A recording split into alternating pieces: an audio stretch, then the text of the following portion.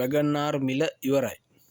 ඉතින් මේ වගේ වීඩියෝ දිගටම බලන්න අපේ YouTube channel එක subscribe කරලා පහළින් තියෙන notification bell icon එකත් click කරලාම තියාගන්න. හොඳයි එහෙනම් අපි දැන් යන් අපේ වීඩියෝ එකේ මාතෘකාවට. 660 එන්ජින් එකක් එක්ක ආපු පවුලක ගැහණු පිරිමි දෙපාර්ශ්වයටම එක වගේ පහසුවෙන් පාවිච්චි කරන්න පුළුවන් ඔටෝ ගියර් වාහනයක් වෙච්ච WagonR එක මේ වෙනකොට අර තිබිච්ච අධික මිල ගණන් වලින් මිදිලා ටිකෙන් ටික මිල පල්ලම් බහගෙන එන තත්ත්වයක් අපිට පේන්න තියෙනවානේ. ඉතින් මේ තත්ත්වෙත් එක්ක අර ඉස්සර කිව්ව අධික මිල ගණන් වලට මේ වාහන සල්ලි දීලා ගන්න මිනිස්සු දැන් මේ වෙනකොට පෙළඹෙන්නේ නැති තත්ත්වයක් රට ඇතුලේ ගොඩනැගිලා තියෙනවා. ඉතින් ලංකාවේ වාහන විකුණන්න දාලා තියෙන උදවිය සතියක් දෙකක් තුනක් තමන්ගේ වාහනේ විකිනෙන්නේ නැතුව පල් වෙනකොට එකම වාහනේ හොඳට නිරීක්ෂණය කරලා බැලුවොත් සතියෙන් සතිය ටිකෙන් ටික මිල අඩු කර කර දාන්න පටන් අරගෙන තියෙනවා.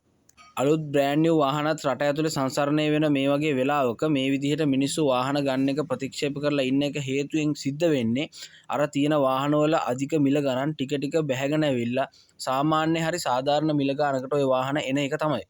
මීට මාස 3-4කට කලින් 2018 වගේ WagonR ස්ටින්ග්‍රේ එකක් ලංකාව ඇතුලේ විකිණිච්ච සාමාන්‍ය මිල තමයි ලක්ෂ 74 75 76 වගේ මිල ගණන්. ඉතින් ඒ සාමාන්‍ය මිල ගණන් වලින් එහාට ගිහිල්ලා 2018 වගේ WagonR ස්ටින්ග්‍රේ ලක්ෂ 80 ගණන් වලටත් විකිණිච්ච වාහන පහුගිය කාල සීමාවෙදී දැක ගන්න තිබ්බා. හැබැයි දැන් වර්තමානයේ මේ මොහොත වෙනකොට 2018 වගේ WagonR ස්ටින්ග්‍රේ එකක් ලක්ෂ 70 වුණොත් පහළ මිල ගණන් වලට තමයි විකිණෙන්නේ. ඉතින් මේක ඇත්තටම සතුටුදායක හොඳ තත්ත්වයක්.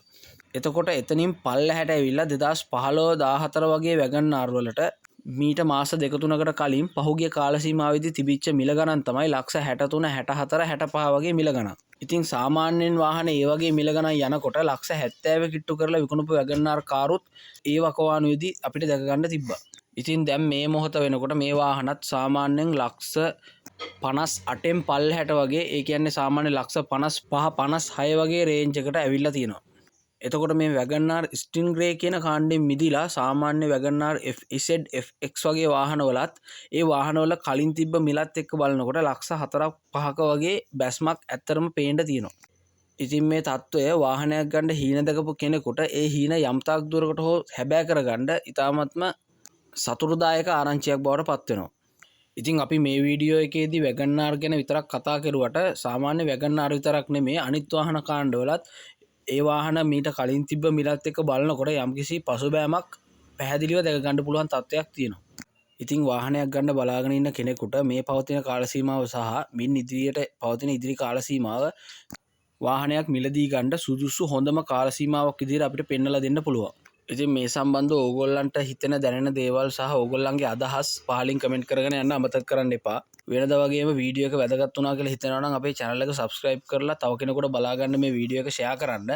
එහෙනම් මේ වගේ තවත් වැදගත් වීඩියෝ එකකින් හමු වෙන බලාපොරොත්තු වෙමින් මේ වීඩියෝ එක අවසන් කරනවා. බොහොම ස්තුතියි. සුබ දවසක් ඕගොල්ලෝ හැමෝටම.